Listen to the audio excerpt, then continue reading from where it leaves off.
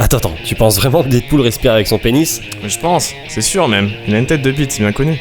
Bienvenue dans ce premier épisode de Parlons Comics, et dans cette vidéo nous allons présenter Deadpool, personnage complètement taré de l'univers Marvel.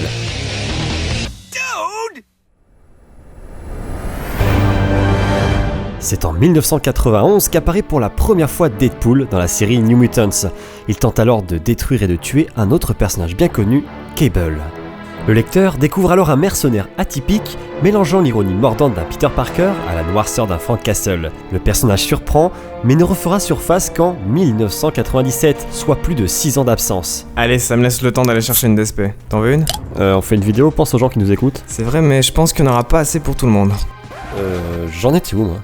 1998. C'est ça, Marvel ressort donc des placards son personnage en 98 et le dote cette fois-ci d'une histoire que l'on découvrira au fil de la licence. On voit alors que Wade est un laissé pour compte. Dès son plus jeune âge, son père l'abandonne et il n'aura comme seul parent une mère alcoolique et atteinte d'un cancer du poumon. À sa majorité, il sombre alors dans la délinquance avant de s'enrôler dans l'armée. C'est clairement là qu'il fait ses premières armes tout en excellant dans tous les domaines de sa formation. Il est cependant hyper instable et suite à une sanction de son officier supérieur, il décide de s'enfuir en brûlant sa caserne.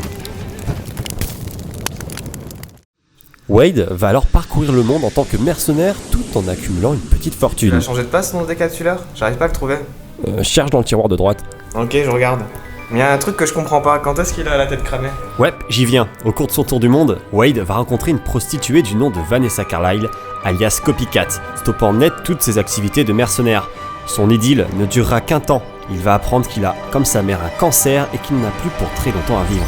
Wade décide alors en urgence de s'inscrire à un programme militaire bien connu, le Weapon X.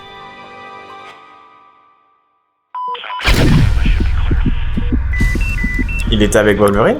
En fait non, il s'agit du même programme mais à des époques différentes et ce qui a réussi pour Logan sera un échec cuisant pour Wade. Dans le labo, c'est la panique, les scientifiques tentent de tout débrancher et s'aperçoivent que Wade a un pouvoir de régénération exceptionnel. Cependant, considéré comme un monstre vu son tissu de cicatrice, il est brûlé par les scientifiques de la tête aux pieds. Tête de bite.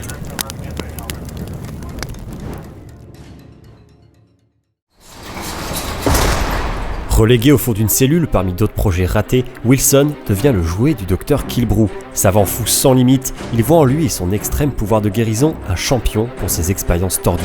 C'est ici que naît le surnom de Deadpool.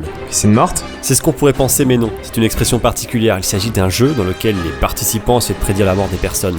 Killebrew avait pour habitude de faire un Deadpool sur ses patients, et de par son extrême pouvoir de régénération, Wade est devenu l'un de ses patients favoris. Il l'a donc tout naturellement surnommé Deadpool.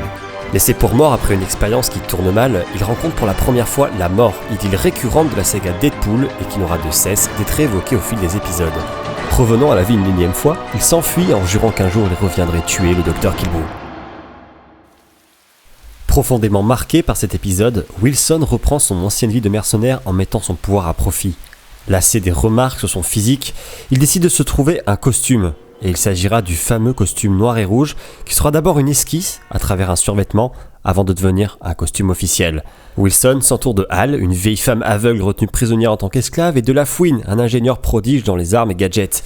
Ça y est, Deadpool est né. L'univers de Deadpool est très vaste et varié et le personnage connaît un succès grandissant. Ses apparitions auprès d'autres fameux héros Marvel accroissent sa popularité. La base fan grandit, tout comme l'univers Deadpool. Lady Deadpool, Dead Dog, Dead Corpse... C'est la tête d'hélicoptère, on l'oublie souvent celui-là. Ouais, c'est parfois n'importe quoi. Bref, parmi ce joli foutoir, on va s'attarder sur, à mon sens, les meilleures hors-série ou histoires remarquables. La première se trouve dans un épisode officiel Deadpool. Wilson se retrouve tout simplement propulsé dans le corps de Peter Parker. Une jolie histoire qui vaut le détour. Également, Deadpool Kills the Marvel Universe est un hors-série plutôt remarquable. Pourquoi ? Tout simplement parce que Deadpool tue tous les plus grands héros de chez Marvel. Splendide. Et enfin, Uncanny X-Force ayant été recalé chez les X-Men, Deadpool se rattrape sur leur X-Force auprès entre autres de Wolverine ou encore de son copain Cable. Bon, mais me voilà enfin prêt pour aller voir le film. Ouais, t'as le temps quand même, il sort en février 2016. J'ai vu que c'était encore ce con de Ryan Reynolds qui allait jouer le rôle de Deadpool. Attendons de voir le film. L'acteur a l'air de s'être investi à fond dans le perso. À voir ses tweets ou encore les images d'interview, ça présage du bon. Ouais, on va espérer que ça finisse pas comme Green Lantern. Ouais, bon, tu les as toutes sifflées tes DSP ou il en reste une ? Non, il en reste une. Ok, je vais me la chercher.